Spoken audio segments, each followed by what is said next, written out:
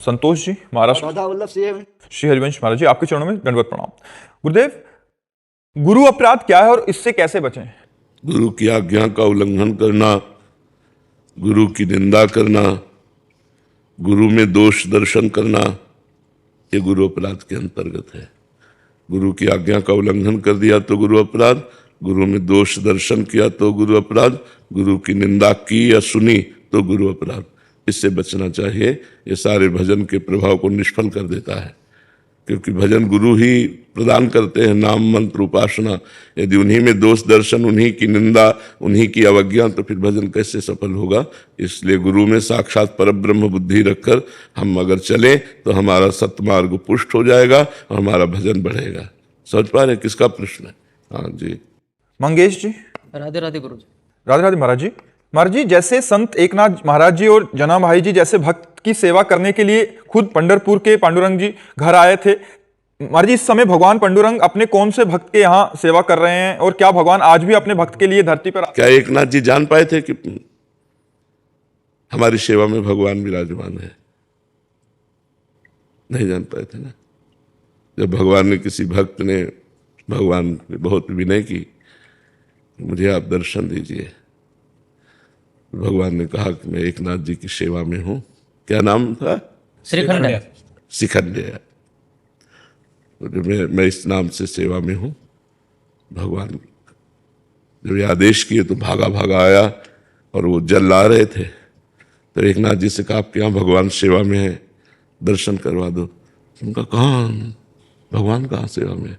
तो कहा शिखंडिया नाम है। तो पानी ला रहे थे, साक्षात देखा पांडुरंग सेवा में। कई वर्ष सेवा में थे, एकनाथ जी जान थोड़ी पाए। भगवान जब जनाए तो जान पाए। अब हम तो इतना ही मानते हैं कि सब रूपों में भगवान ही सेवा कर रहे हैं। जो रूप है वो सब भगवान के हैं, और इनमें से कौन भगवान है हमें कैसे पता चलेगा जब तक जनाएंगे नहीं, है नहीं? तो भगवान प्रतिपल अपने भक्तों की सेवा में रहते हैं। जैसे भक्त भगवान की सेवा में रहता है, ऐसे भगवान छुप करके अपने वेश को छिपा करके अपने भक्तों की सेवा में रहते हैं। इसलिए भक्तों की सेवा से बहुत जल्दी भगवान की प्रसन्नता प्राप्त की जा सकती है। अब क्या पता चले, त्रिलोचन जी के यहाँ भगवान अंतर्यामी रूप से नौकर बनकर लगे थे। सुना चरित्र? कैसे पता चला त्रिलोचन जी को? कभी पता लग पाया कि ये भगवान हमारे यहाँ नौकर रूप से है? जब भगवान अंतर ध्यान हो गए और विकल होकर रोए, तो उनको कि अंतर्यामी नौकर के रूप में हमारे घर में विराजमान। ओह, तो भगवान ऐसे भगवान बन के आएंगे तो कोई भक्त सेवा लेगा क्या? भगवान तो दीनहीन बनकर आते हैं और भक्त की सेवा करके अपने को कृतार्थ मानते हैं, क्योंकि जो भगवान को जितना समर्पित है, भगवान उतना ही उस भक्त के प्रति समर्पित है। भगवान के अनंत पार्षद हैं। अगर भगवान सेवा के बदले में सेवा कराना चाहें तो अपने पार्षदों को भेज देते हैं, लेकिन एक भी भक्त चरित्र में ऐसा नहीं पाया गया कि भगवान के पार्षद आए सेवा के लिए। स्वयं भगवान आए, स्वयं पग चापू और सेज बिछाओ, नौकर बनो हजाम, हाकू बैल बनो गडवारो, बिना तनख्वाह रथवान, यही तो मेरे मन में ठनी।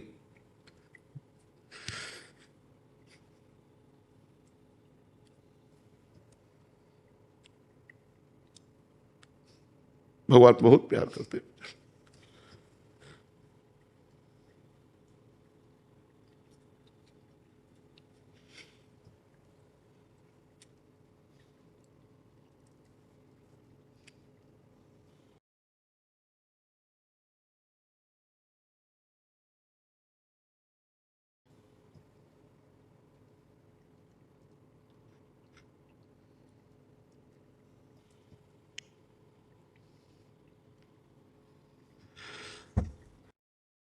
रिया जी।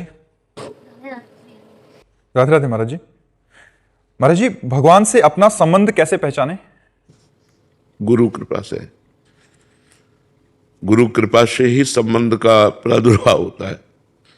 जैसे हम भगवान के दास हैं, हम भगवान के सखा हैं, ये गोपी भाव या सहचरी भाव, ये जो भाव संबंध है, ये गुरु कृपा से प्राप्त होता है, आचार्य परंपरा से प्राप्त होता है। हम जिन आचार्य की शरण में होते हैं, वो जो मंत्र और उपासना देते हैं, उसी से संबंध प्रकाशित होता है, सिद्ध संबंध। हम भगवान के सखा है तो सिद्ध सखा रूप का अनुभव होता है। हम भगवान के दास हैं तो वैसे ही अनुभव होता है। हम भगवान की प्रिया हैं तो वैसे ही अनुभव होता है, हम उनकी सहचरी हैं तो वैसे ही अनुभव होता है। ये गुरु कृपा से होता है, आचार्य कृपा से होता है, स्वयं से नहीं, स्वयं सिद्ध नहीं हो सकता। बिना आचार्य और गुरु कृपा की कोई इस मार्ग में सिद्धि नहीं प्राप्त कर सकता। और सिद्धि है भाव की प्राप्ति। भाव प्राप्त हो गया, बस उसी भाव में वो डूबा रहता है। तो भाव ही रस का रसास्वादन कराता है। और उसके हमारे यहाँ शांत भाव, दास्य भाव, सख्य भाव, वात्सल्य भाव, कांता भाव, सहचरी भाव, ये भाव है जो आचार्य प्रदत्त होते हैं। उनके द्वारा जो मंत्र मिलता है, उपासना मिलती है, उसी से भाव की पूर्ति होती है। हम स्वयं से संबंध भगवान से स्थापित करके सिद्ध नहीं हो सकते। आचार्य कृपा से हमारा भाव सिद्ध होता है। जो आचार्य मंत्र देते हैं, गुरु मंत्र देते हैं, उसी से हमारा भाव देह बनता है और उसी से हमारा भाव सिद्ध होता है। कृष्णा गोयल जी। राधे राधे महाराज जी। महाराज जी, भगवत प्राप्ति का उत्साह बार बार कम क्यों हो जाता है जब हम वो भोगों के सेवन से, भोगों के चिंतन से, भोगों के सेवन से हमारा जो भजन से थोड़ा भाव बनता है वो बिगड़ जाता है। यदि हम अधर्म आचरण ना करें, गंदे भोगों को ना भोगें, तो हमारा भाव बढ़ता चला जाएगा। इसलिए कुसंग का त्याग, विषय चिंतन का त्याग, क्योंकि विषय चिंतन से ही विषयों में आसक्ति होती है। ध्यायते विषयान पुंसान संगास्तेषु उपजायते, संगात संजायते कामा, कामात् क्रोधो भी जायते। जब हम विषयों का चिंतन करते हैं तो विषय सुख आकर्षित करता है। जब विषय सुख आकर्षित करता है तो विषय भोगने की इच्छा होती है, संकल्प बनता है। जब संकल्प बनता है तो उसकी क्रिया होती, क्रिया होती तो फिर परमार्थ से भ्रष्ट हो जाता है। उसकी बुद्धि परमार्थ लायक नहीं रहती। भगवान का मार्ग परम पवित्र मार्ग है। इसमें परम पवित्र, पवित्र भोजन, पवित्र आचरण, पवित्र विचार, पवित्र चेष्टाएं, तब परम पवित्र भगवान का वो चिंतन करता है। भगवान के चिंतन से ही भक्ति की पूर्णता है, भगवान के चिंतन से ही भगवान की प्राप्ति है। तो निरंतर भगवत चिंतन करने का जो उत्साह क्षीण हो जाता है, उसका कारण है भोग प्रियता।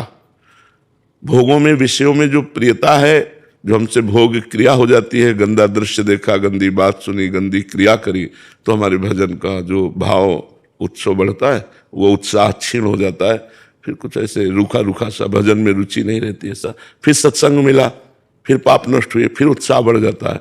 तो हम प्रायः रोज सत्संग सुने, नाम जप नियम पूर्वक करें कि हमें अगर 5000 जपना है तो रोज 5000 ही जपना, मन लगे या न लगे। और भोजन पवित्र, और कुसंग का त्याग, और भगवान से अपनापन करने के लिए उनके चरणों का आश्रय। तो इससे हमारा भजन बढ़ता चला जाएगा। निशांत जी नोएडा से। राधे राधे महाराज जी। महाराज जी, गीता में लिखा है कर्म करो, फल की चिंता ना करो, पर फल का मोह बार बार मन को पकड़ ले, तो क्या ये भक्ति की कमजोरी है या शरणागति अधूरी है? भगवान पे विश्वास की कमी है। जब असत कर्मों का फल अवश्य मिलता है तो सत्कर्म का फल तो प्राप्त होगा ही। फल की आकांक्षा करने पर भगवान ने इसलिए रोक लगा दी कि जैसे आपने बहुत अच्छे नंबरों से पास हुए, आपके पास डिग्री है, पर आपको नौकरी नहीं मिल रही, क्योंकि आपको प्रारब्ध दुख देना चाहता है, वो आपको असफल करना चाहता है, आपका पूर्व प्रारब्ध। अब आप इतना पढ़े लिखे और आपकी नौकरी नहीं लगी, पढ़ाई लिखाई का तो फल है ना कि हमारा व्यापार, हमारी नौकरी, और उसमें असफल है तो आप निराश हो जाएंगे। बहुत से लोग जैसे पढ़ाई में फेल हो गए बच्चे तो की सोचने लगते हैं। बहुत से किसान परिणाम पर दृष्टि रखते हैं, फल पर, और अनावृष्टि, अतिवृष्टि आदि से फसल नष्ट हो जाने पर वो की बात सोच लेते हैं। बहुत से ऐसे परिणाम हैं जिनमें हम पहले से निश्चित कर लेते हैं, व्यापार या खेल या किसी विषय में। तो परिणाम के लिए भगवान आदेश करते हैं, सुख दुखे समे कृत्वा लाभा लाभो जया जयो। सुख और दुख में, लाभ और हानि में, जय और पराजय में तुम समान भाव रखो। कर्मण्येवाधिकारस्ते मा फलेषु कदाचन। तुम केवल कर्म करने पर अधिकार रखो, फल पर नहीं। फल तो मैं निश्चित करूंगा, क्योंकि फल पूर्व प्रारब्ध से प्रेरित देखा जाता है। कोई ज्यादा चतुर भी नहीं है, बहुत पढ़ाई भी नहीं की, और बहुत धनी के घर में जन्मा, बहुत धनेश्वर है, बहुत प्रवीण भी है, बहुत पढ़ा लिखा भी है, लेकिन उसकी व्यवस्था ही ठीक नहीं है, क्योंकि प्रारब्ध बुरा है। तो ये पूर्व प्रारब्ध से आधारित होने पर असफलता और सफलता मिलेगी। यदि आप इसको नहीं समझ पाएंगे तो इसमें दुखी हो जाएंगे, अशांत हो जाएंगे, आप इसमें बहुत नकारात्मक सोच वाले बन जाएंगे। इसलिए भगवान फल के लिए मना करते हैं कि तुम फल के, वैसे प्रायः सब कोई फल का आधार लेकर ही कर्म शुरू करता है कि इस खेत में बोएंगे तो इतना तो हो ही जाएगा, इस व्यापार को करेंगे तो इतना लाभ तो हो ही जाएगा, इस नौकरी में करेंगे इतना मिलेगा तो ऐसा ऐसा हो ही जाएगा। वो अज्ञान कल्पना है। शुद्ध ज्ञान ना होने के कारण, भगवान के प्रति विश्वास ना होने के कारण, भगवान की सुदृढ़ भक्ति ना होने के कारण वो फल की आकांक्षा पर अपने आप को स्थित करके सुखी और दुखी होता रहता है। यदि वो भगवान के आश्रित हो तो प्रारब्ध भी कम हो जाएगा, अशुभ प्रारब्ध, और अगला जो कदम बढ़ेगा वो बड़ा मंगलमय, बड़ा आनंदमय होगा। पर ये थोड़ा सा अव्यक्त मार्ग है, छुपा हुआ मार्ग है, इसलिए हम लोग विश्वास नहीं करते। अगर विश्वास कर लें और हम केवल अपने कर्तव्य कर्म पर दृष्टि रखें कि हमारे कर्तव्य में त्रुटि नहीं होनी चाहिए, तो परिणाम मंगलमय होगा ही। वो आपकी सोच के भले प्रतिकूल हो, लेकिन वो परिणाम मंगलमय होगा, ये विश्वास रख ले तो बहुत आनंद की प्राप्ति हो जाए। पर हम लोग फल आश्रित है, कर्तव्य कर्म पर त्रुटि करते हैं और फल की उत्तम आकांक्षा रखते हैं, यही हमारी गलती है।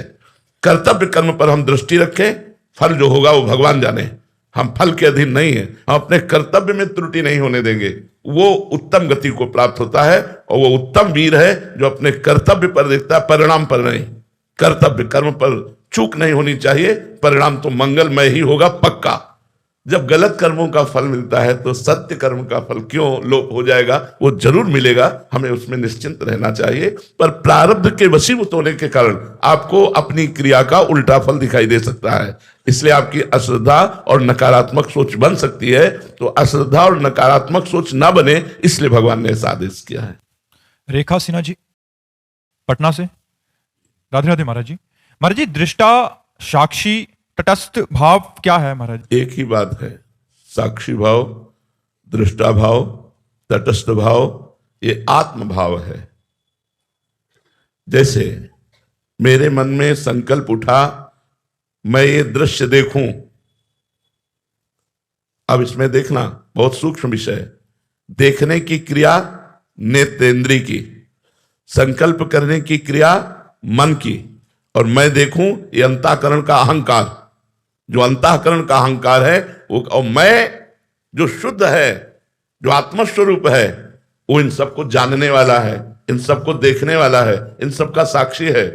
तो इन सबको देखने के कारण दृष्टा, इन सबका साक्षी होने के कारण वो साक्षी, और इन सबसे अलग है इसलिए तटस्थ, वो है आत्मस्वरूप। जब तक आत्मस्वरूप का ज्ञान नहीं होगा तब तक मैं ही करता और भोगता रहता है। अहंकार विमूढ़ात्मा करता हमिति मन्यते, मैंने ये किया, मैं ये करूंगा, मैं ये कर सकता हूं, मैंने ये भोगा, मैं ये भोगूंगा, मैं ये भोग सकता हूं, ये विचार बने रहते हैं अज्ञान के कारण।